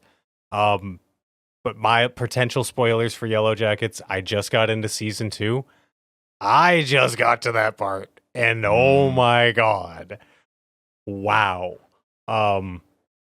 That was a fucking phenomenal scene. Gee, you know what I'm talking about, right? Like, we're vibing here. Okay. The way that they depicted it, like a Roman hedonistic fucking festival bounty, like, oh my goodness. There was something so goddamn powerful in those visuals. Mm-hmm. And like, I'm not so just Yellow. I'm kind of like smitten by that because that's the last thing I watched. Mm-hmm. Yellow Jackets as a whole, I am enjoying. I have some. It's one of those things, like we've said. I don't remember what anime we said this about recently, but it's Girls Band Cry. It's not that it's what it's trying to do. It's doing successfully. I just kind of wish it was doing a little bit different things, you know? I'm usually the guy that's like, everything's a horror, and you can classify this as a horror if you want. I'm not going to tell you not to. But I think because of the flash forwards and because you like know a lot of the survivors and stuff, and you get to see their story after they got rescued, this strikes me as much more of a classic like tragedy. You know what I mean? Like, it's playing off of dramatic irony big time, because it's like you're seeing some of these characters and you're like, well, because I haven't seen you in the flash forwards, I have a pretty good indication that you are going to die, you know? And then they even mention, like, in the flash forwards, like, oh, I missed this character, this, that, and the other thing. So it's not, but to do that, it's doing it intentionally. And at first I was like, well, this is I think this is a poor choice, you know, you're kind of ruining it. But I had to take a step back and go like, no, they knew what the fuck they were doing. Like, this show it's a good enough show to where it's not like they just wanted to copy Lost this bad to where they decided to add an unnecessary element. But it wants to play off of that. It wants to play off of those expectations. It wants you to get attached to a character who you have not seen the adult form to. So your heart is absolutely fucking broken when they die in the most mundane fucking way, Madathan. And again, I'm sure you know what I'm talking about. Like, it's just like a boom, nail in the fucking coffin, we're done. and like you knew it was coming, but then to serve it up to you in such a way that makes you feel so fucking cold. As someone who likes fucking movies and shit that make me feel bad, I was like, yes, okay. At that point, I knew what Yellow Jackets was trying to do, while still being an entertaining kind of romp, while still playing with these fucking tropes that were established earlier with like other, to me, this is like Lord of the Flies meets Lost. You know what I mean? But with girls rather than like the boys of Lord of the Flies. Yeah, I'm in, dude. Like it's pretty much like all I want to watch right now. Which is tough because I have a relatively sizable anime to watch in the time frame that I've allowed myself, which is never enough time. It's never enough time, and it's nobody's fault. It's not the anime's fault, it's just the fact that like I am me, and if you give me something I'm supposed to eat, I say no thank you. Then I want to eat ice cream. I just want to eat all the ice cream, Matt. That's all I want to do. But Yellow Jackets is great. Yeah, I'm like 3 episodes into season 2, and I'm super excited to see where it goes. I'm a little worried because American television generally, the longer it goes, you can tell it's just like, okay, we're going off of the popularity. This isn't like a story that we're trying to end. This is a story that we're trying to make money off of. So I'm spooked. But so far, Yellow Jackets is fucking sick, dude. Like, it's fucking sick. We're playing with taboos that I didn't think we could play with in fucking and in movies, but we're throwing that on fucking, I guess streaming is a whole new game, man, and I'm just being a boomer about it, but it's insane. It's insane. I love it. If you have thoughts, please share them. I've been going off. Talking Stick, yours. Yeah, well, I really like Yellow Jackets. I watched so much of it, but then I didn't really follow up on it because I've been watching the thing we have to watch because I'm scared for myself. Yep. And it's kind of been the only thing I've been watching. So, and it's been a minute since I've gone back to Yellow Jackets, but I really enjoyed Yellow Jackets, so I need to hop back on it. How far did you get? I maybe got to I've actually got the same part you did. I got to the yummy dinner. The feast. The feast. And I said, wow, Yellow Jackets. I got other things to do. Sorry, babe. Yeah, I mean, honestly, if there's a spot to end it, like if you would have ended the series there, if it was a fucking whatever 15 episode limited series and you would have fucking ended it there, a lot of people would have been mad. I would have found it the most powerful and poignant fucking thing you could have done. Like, just boom, there you go. We're out of this bitch. Like, what a mic drop. So not a bad place to start is what I'm getting at. Or not a bad place to stop is what I'm getting at, Fair, reasonable. Yeah, but you've been doing other stuff. Let's see. I didn't read the doc. So I'm going to read Finished the War for Late Night, and now I want to be Conan O'Brien because I need a friend and I must go. Quote unquote, Matt. Yeah, so talked about it a few weeks ago, or a week ago. This book I was reading, The Late Shift by Bill Carter, and then I got to the sequel, The War for Late Night, also by Bill Carter, obviously, because it's... And they're both about the late night wars of the 90s and thousands. I never watched too much late night shows. I watched the late show with Craig Ferguson. Loved that show. I love Craig Ferguson. Thought he was hilarious. Okay. But I never watched like Letterman or anything before that. I was just like, yeah, Craig Ferguson. I love Scottish people. He's so funny. The skeleton is a person. That's so funny. But I was just bored, and I got the book for like $3, and I said, "Oh, cool! I'll read about Jay Leno and Letterman. 2 things I don't know, 2 things that now are just kind of historical touchstones that are not relevant to me in any capacity." And I was like, "Damn, this is crazy stories." So then I moved on to The War for Late Night, which is about Conan O'Brien taking over the Late Show in 2009, 2010, and about the strife that followed, where they moved Jay Leno up to 10, and everything collapsed on itself. And I thought it was really interesting because it's a solid book. It's a solid read. If you're not even into like television, like late night television, like I am, then just the comedy of errors that is NBC executives saying, well, we want Jay Leno, but we also want Conan O'Brien. What do? I know. We'll put Jay where Conan is and then put Conan back to where he was, and Conan won't be upset about it at all. And then, of course, Conan was upset about it. Reasonably so. Sure. But after reading it, and finishing it, I said like the end cap. Honestly, the thing I took away from it, the biggest thing I took away from the War for Late Night, outside of how funny Conan O'Brien is that Jerry Seinfeld is an asshole. I mean, yeah, did we need a book to tell us this? Well, I did. I was kind of like, man, Seinfeld, you should have not. You're kind of a dick, aren't you? So, after I finished, I said, you know what? I know Conan O'Brien wrote some of my favorite episodes of The Simpsons. Let's go ahead and check out some of this dude's comedy and podcasts. And I listened to a lot of Conan O'Brien Needs a Friend, and I was consistently laughing. And I said, damn, Conan, you are pretty funny. And so then I watched a bit of Conan O'Brien Must Go, his travel series on Max, HBO Max, as it's now called. Yeah. And I said, you know what, Conan, you are just a fun guy. I like you, Conan. There was a kid in my high school who was really obsessed with being Team Coco and all that. He's doing great, by the way. He's like and operates a theme park now. He's thriving. Hell yeah, brother. Yeah, he's thriving. Obviously, liking Conan O'Brien at a young age gears you up for success. But now I've been listening to his podcast. I've been watching his stuff and saying, I want to be like that. I want to be goofy. I want to be fun goofy, not, oh my God, he's talking about things again goofy. So I've been really big on the Conan O'Brien, listening to his podcast and all. He's consistently funny. Surprisingly so. I didn't think he was that funny when I was younger and not watching any of his content. But now I'm like, this dude is pretty funny. I love his energy. He's 61 and just carries so much energy. What a cool guy. I want to be him when I grow up. Yeah. But that's really it. I've also been playing a lot of Clair Obscur, Expedition 33. And this game it's really good. It's really good. No way. Really? Yeah, no way. It turns out that all those people and all those voices can't be wrong. I mean, when JD likes this game and it's an RPG, something's going on. I feel like he likes RPGs. He just doesn't like JRPGs, I don't think. Well, now he's so on Honkai Star Rail, and I'm so taken aback by this. I think it was just he never tried them. Maybe he needs the gotcha mechanic. I don't know. Maybe. He seems to like games when they've got gotcha in them. He liked he was big into Genshin, wasn't he, at some point? Yeah.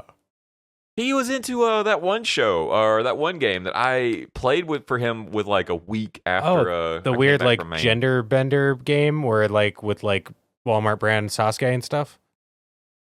Oh yeah, I forgot about that game. Yeah, that one too. No, that one too. I had played it for like a couple of days and said, "This is weird." Not like weird in a derogatory way, but like, okay, so you want to be girl from Naruto, but you don't want to say Naruto. Okay, no, I was talking about the first Descendant. Oh. Yeah, I played that for like a week with him and said, "Oh man, it's Destiny, but not Destiny," and except it wants me to pay like $50,000 to have a swimsuit character. I don't think I'm gonna vibe with this. Yeah, my man will play free to play. He has no problem with that. He doesn't. He'll go anywhere. He just doesn't care. He's a good guy, great guy, huge guy, wonderful guy. But he wasn't invited to this pool party, and we're going to have to go. I didn't get to see you in your bathing suit top. You did lose the top at one point, and it was really embarrassing. I really wish you would have noticed that. I didn't. I was too busy getting a really large ice cream. Yeah. Well, the security guard helped me out, so he's my crush now. Oh, damn. Well, none of that will matter anyway, so... speaking of things that don't really matter, questions. We've got even more of them, but they do matter because it's their case. The word vomit. I've got it. I'm so high energy that I'm fucking manic. Cut that all out, or don't cut it out. Whatever's funny.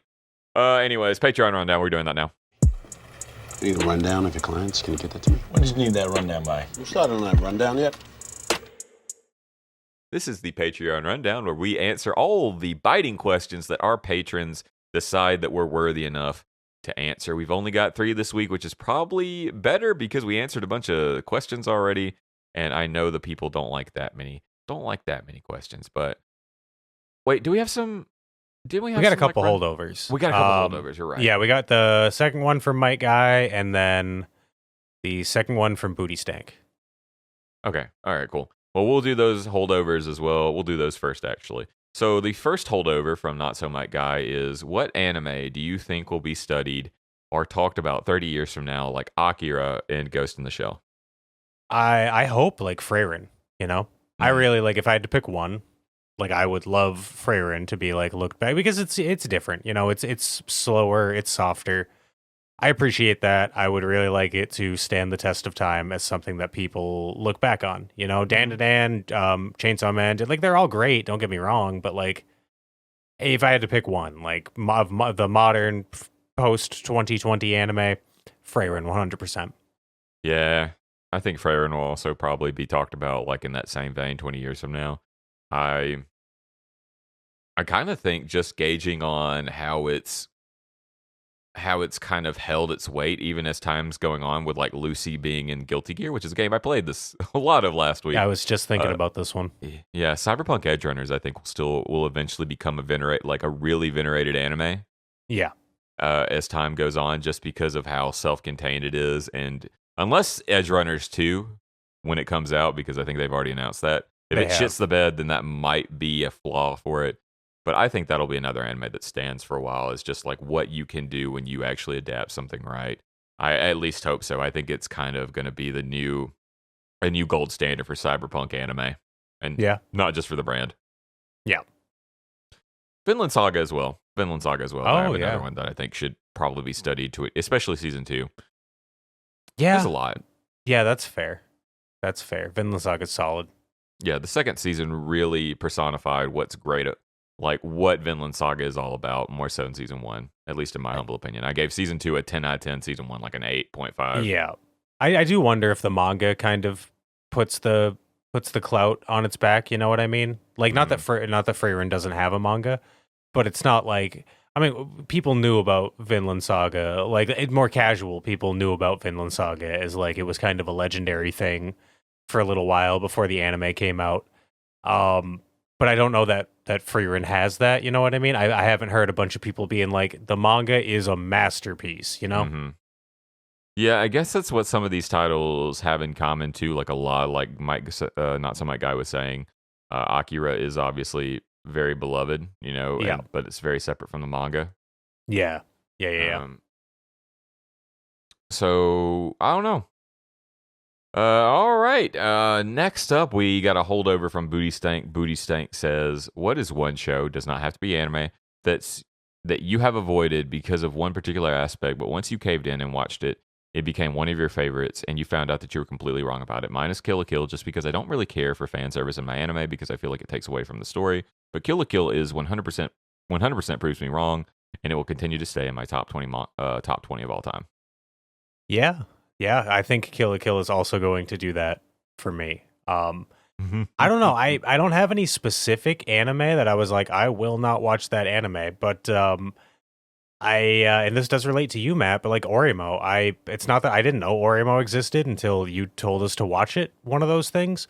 But if you were to have told me to watch it as just like a general recommendation, or if anybody did, I would have been like, no way, dude, that's weird. But I thought Orimo was good. Koroneko was like one of my favorite anime girls. Like she's amazing. I love it.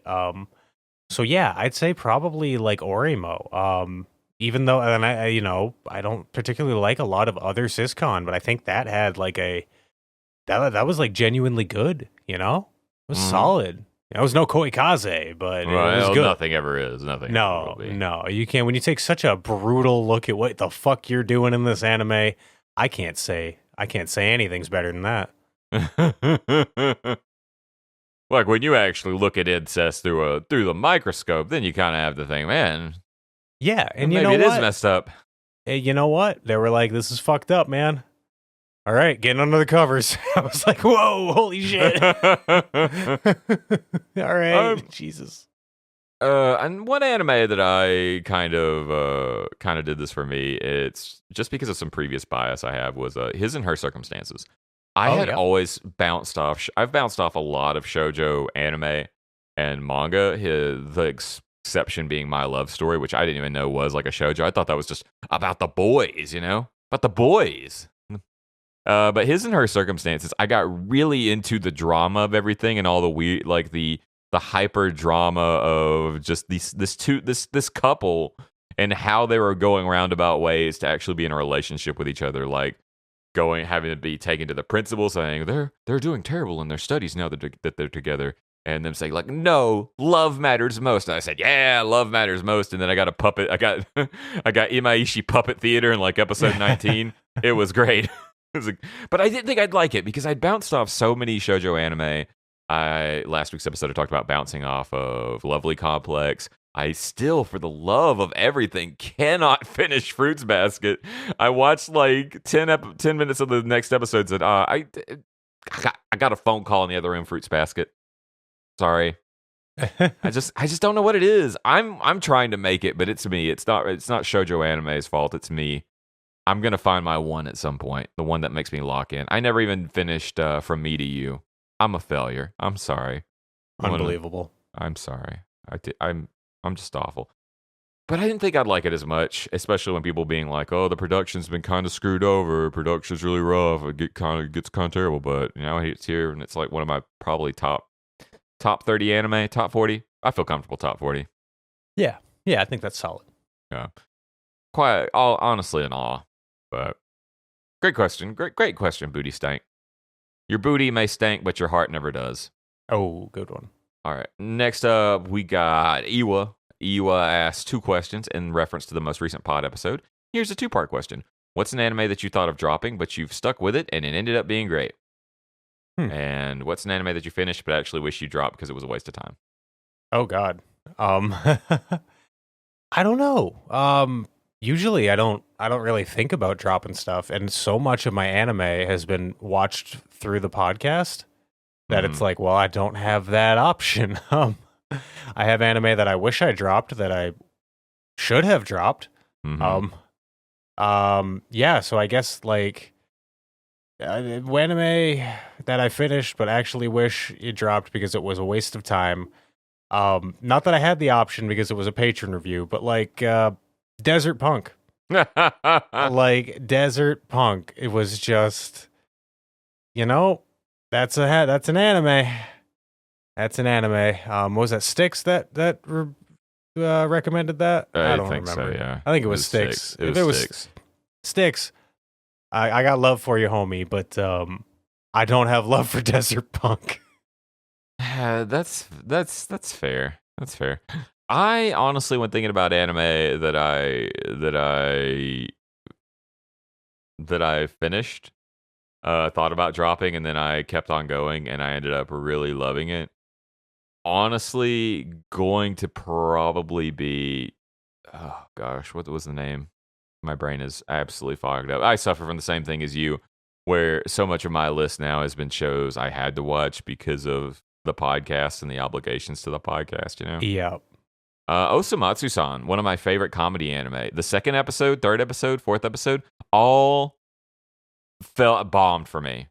The first episode, hilarious. I thought it was absolutely just so funny. The parodies were ridiculous. I thought it was so funny. But then the next few episodes just made me feel like, oh, I'm not Japanese to ride this ride. I better get off. But then it had the whole shitting on the table in Starbucks episode, and I said, hell yeah, this appeals to me, my American sensibilities. Yeah. This is what we're all about here. We landed the free shit on the Starbucks table. So Samatsu-san's probably going to be that, because it's that first season is one of my pinnacles of comedy anime, but I really was going to drop it early on. I thought it was just an anime that people online were saying, yeah, it's good just to be contrarian, but then I turned out like, oh yeah, this is actually good, and I'm glad I watched all of it. Except season 2. I never finished season 2, but Yeah, of course. And speaking of an anime that I watched and wished I had dropped, obviously, redo of Healer. I wish I could have. I should have just dropped that. Mm-hmm. I should have just not committed to the bit. I remember watching that in one hazy session on my couch, staring off into the distance, feeling myself melt into the fibers of my loungewear, saying, I wish I'd never, this is stupid. This is dumb. And maybe just recently Uzumaki. I really wish I could have just backpedaled off that, because that just made me disappointed. That made me hurt on a more emotional level, just because that first episode was so good, and then I just actually got to spiral into mediocrity. So I do have an answer for the top for the first part of the question. I don't know if it necessarily counts, but I think it's the closest I can get. And it's a big one. I don't know that I genuinely thought about dropping it, but I didn't like Attack on Titan's first season. Oh. Like, it's not that I thought it was bad, but I gave it a 7 out of 10, and I think that I've subsequently upped it to like an 8, I think. I did. But I initially gave it a 7. I was like, this is just crazy fucking, like, it wasn't like a transformative piece of media like all of my buddies were telling me for fucking almost 10 years at that point. I had just watched season 1 and I was like, yeah, it's just action and like torment and torture. Like, for that's all it is, you know? There's no, I don't know why people are so hyped on this. And it turns out that's why some of my friends were hyped on it, because of like everything in season 1, and they stopped liking it later on. But I thought it got significantly better as it went on. So I'm glad I didn't drop it.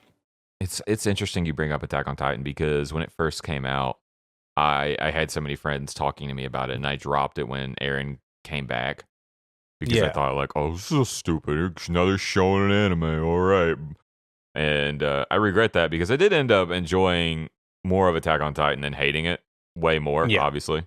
Yeah. But I still will never forget the fact that I was so contrarian that I said something to the effect of, oh, it's really not that good. You know, to have a plot twist like that and then just reverse it's kind of lame. But I was also a fucking moron. I mean, I'm still a moron, but, you know, I'm not as much of a moron. Yeah, you're a learned moron now. I'm a learned moron. I read a book about being a moron, which makes me above it. All right, thank you for the questions, Iwo. We always appreciate you. Next up, we got Cream to Poof ass Earthworm. Did you drop off of Rant Cafe or Nux Taku first? You know, Alex, you could have just asked me this like in another chat. We could have just had a conversation.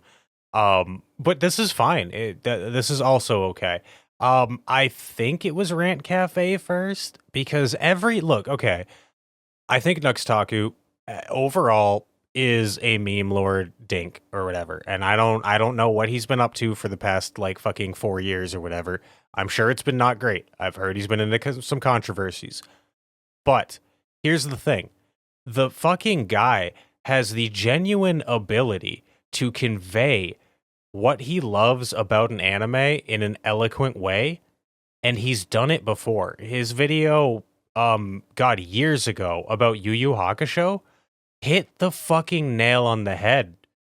Like, it was the exact thing that I got about Yu Yu Hakusho. Like, it was in my opinion, a perfect read on the media. And then his very next video was something along the lines of, guess the anime boobs. So I think I have ended up falling off a Rant Cafe first, because it was just like, I got tired of their video or of their podcast. Overall, they gave me very little of substance, but every now and then I'd check out a fucking Nux Taku video, because if it wasn't obvious meme garbage bait, you know, he has the fucking ability, and it's really nice when he used to put out a video with like some earnest and some meaning behind it. But yeah, that's kind of the journey. I think I probably listened to a few episodes of Rant Cafe here and there, so like there's been a little bit of a leapfrog, little bit of a flip-flop, but yeah, at this point I haven't messed with either of them in fucking years. I never watched either one of them. I know you don't care, Alex, but I figured I'd interject. I didn't like either. All right, Alex's next one is an easy answer. Oh, but if you got something to say about Rant Cafe or Nux Taku, please. I mean, all I ever did was saw Rant Cafe was constantly at the number one for anime podcast, and said like, Rant Cafe, who are you? What do you do? Yeah. And then Trash Taste came out, and it was Rant Cafe constantly number 2. Yeah. Yeah, that's kind of like, hey, that's why I started listening to him, because I was just like, man, I really like anime. I wonder if people, you know, I was listening to a lot of sports talk radio at the time, and I was thinking like, man, it'd be really cool if you could do something like this, but for anime. And then I remembered podcasts existed, and I was like, whoa, hold the fucking phone. Pulled up Spotify, searched anime, and once I got through the fucking playlists of anime songs, Matt, there was Rant Cafe waiting for me, buddy. There was Rant Cafe waiting for me with a fucking tournament arc, or like our top villains or something. And the rest is history. What a legend. What a legend. The origin begins, as it were. Yeah. All right. Our last question for the evening, or whenever you're listening to this, I don't know, go to sleep or wake up, is from Cream to Poof again. Alex asks, would you rather live in the timeline where Gohan successfully takes over as Dragon Ball's protag, or the timeline where One Piece ended after Alabasta? Dragon Ball, 100%. Gohan's my boy. He was primed for it. He was ready. And then fucking dad came back and is like, you're not ready to run the company. And it's bullshit. And you One Piece people can do whatever the fuck you want. You can have 1 billion episodes by the end of it. I honestly, as someone who's read a lot of One Piece, I don't think you would want One Piece to end after Alabasta, really and truly. Like, you're going to be missing out on like some of the classic arcs, like Enies Lobby, the Paramount War. There's so many good arcs that come after Alabasta. Like, even if you want to say like, ooh, too long, but you still got some like pinnacle of shonen storytelling after Alabasta. So I would never want to live that. Also, I think that Gohan taking over for Dragon Ball as the protagonist, giving us a few more arcs, would have been cool, you know? Yeah. Like, you should have let Toriyama explore what he wanted to explore instead of saying, when Goku come back? And like, what would One Piece be without Jimmy John's Island arc? And Jimmy John's Island. Fucking The Great Wake times 2. Yeah. That was an interesting arc. The Jimmy John's Island, they had to get everything hot and fresh. Yeah, honestly, dude, you could tell me that anything's a fucking One Piece arc and I'll believe you. Well, they literally go to Halloween Town in one arc. That's not even hyperbole. They literally go to fucking Halloween Town. No, I believe you, man. Like, if you told me that they were going to Banana Boat Island where everybody like was a sentient banana boat, I wouldn't question that. Okay, so in the next week's next arc, they're going to Panera Bread. Yeah, no, 100%, dude. I don't want to take that away from One Piece fans. You shouldn't. They'll get you. Yeah, I honestly, my homie just wanted to make JoJo's Bizarre Adventure, and he didn't get a chance to. Everybody was chill when JoJo did it, but you can't do it when Goku dies. Can't just let the man be dead. Can't let a man be retired. You're like, you got to come out of retirement, Brady. That's Belichick? Is that the guy? Oh yeah, but yeah, Bill Belichick. Yeah, but it's there's a lot that we have to talk about there, so I'm just gonna leave it at okay. I'm trying to reach out to you with football. You've got to meet me in the middle.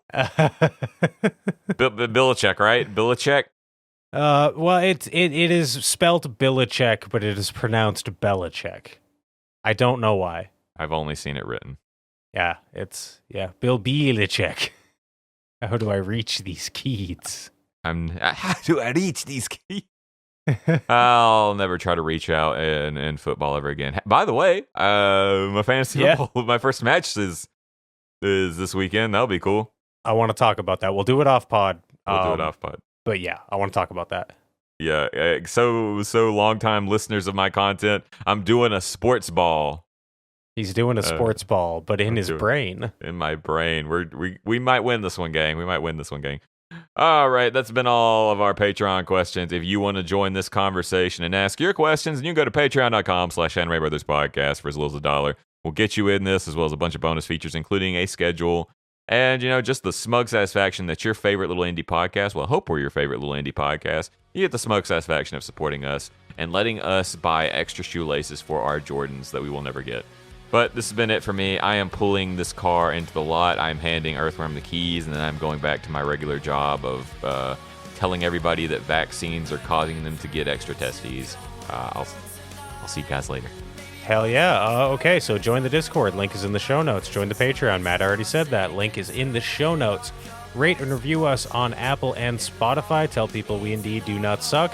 And follow us on your preferred podcast platform so you never miss an episode. And if you want multiple testes like I have, come on down to Anime Brothers Vaccine Emporium. We'll get you shot up with every vaccine known to man. But until then, I've been Earthworm. And I've been Matt. And we've been the Anime Brothers Podcast. Goodbye.